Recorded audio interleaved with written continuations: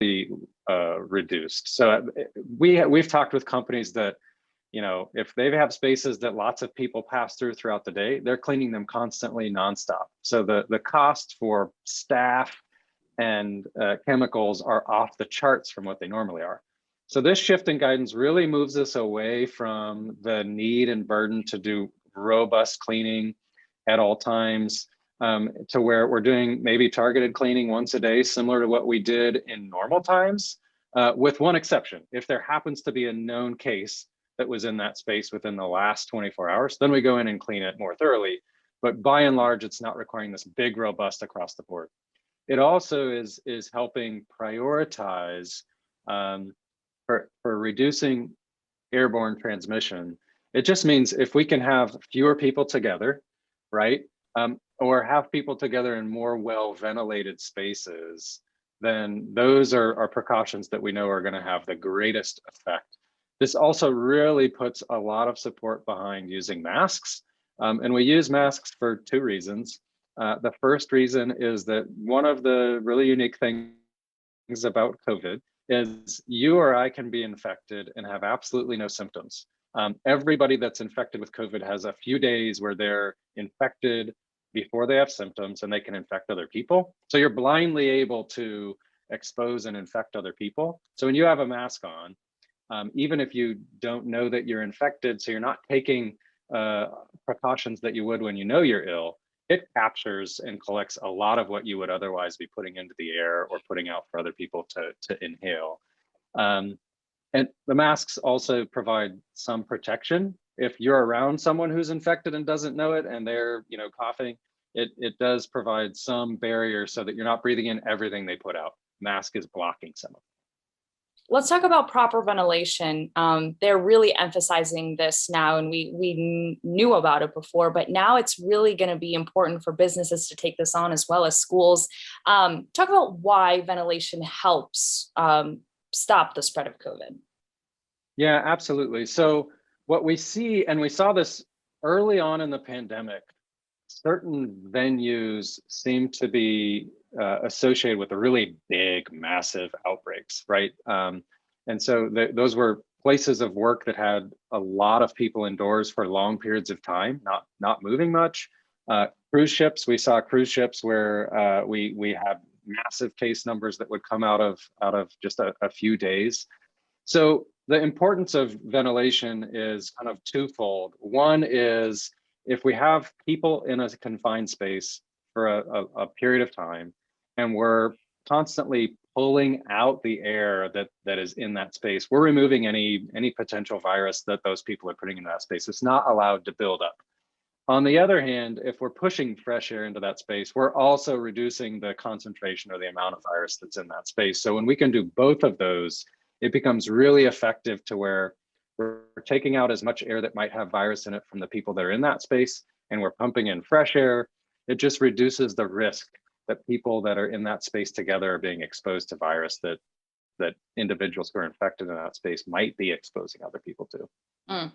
And then the WHO talked about they want, there's that short-term infection that can happen at about 1 meter, which is almost 3.5 feet. And then there's that the long-term, I think they call it long-term infection. And it really doesn't matter then if you're at 6 feet or 60. So we hear these numbers, 3 feet, 6 feet, like what is the proper number, or does that even exist anymore, knowing that COVID spreads through the air? Yeah, so there's the feet rule is arbitrary. So the larger issue here is how many people do you have in a confined space, right?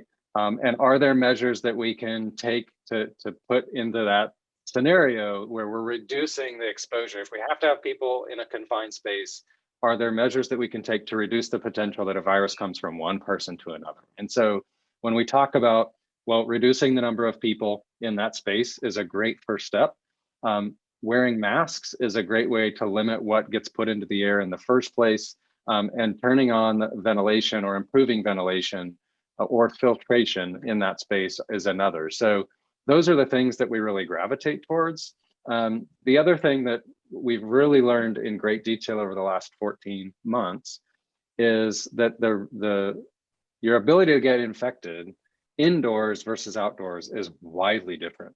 So if you can also move a group meeting or a group of people that are gathering outdoors, the risk that's associated with that group of people being together outdoors is a fraction of what it would be indoors, right? So I've been a part of this. Actually, where been a part of groups where the group needs to get together, and if we can move that group outdoors to have that conversation or to have that interaction, the risk that everyone is taking on is just drastically reduced compared to indoors. So proper ventilation, taking it outside if we can, social distancing. I mean, should we still be worried about that? Yeah, so the social distancing comes in place more in terms of numbers of people, right? So if we have fewer people that, if we decide to have a gathering of 30 people as opposed to 90, right? The risk profile or the potential that someone comes there and infects other people is really big if it's 90 people versus 30, and if it's indoors versus outdoors. So it's a different application of social distancing, right? It's about determining the size of the group that we can navigate safely in the space where we're going to be meeting. What about schools? Knowing that, COVID travels through the air now, and that's the main way. I mean, what should schools do knowing that information?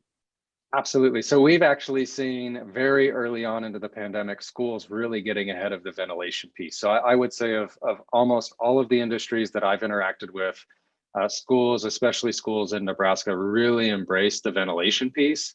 And we saw that kind of in two different ways.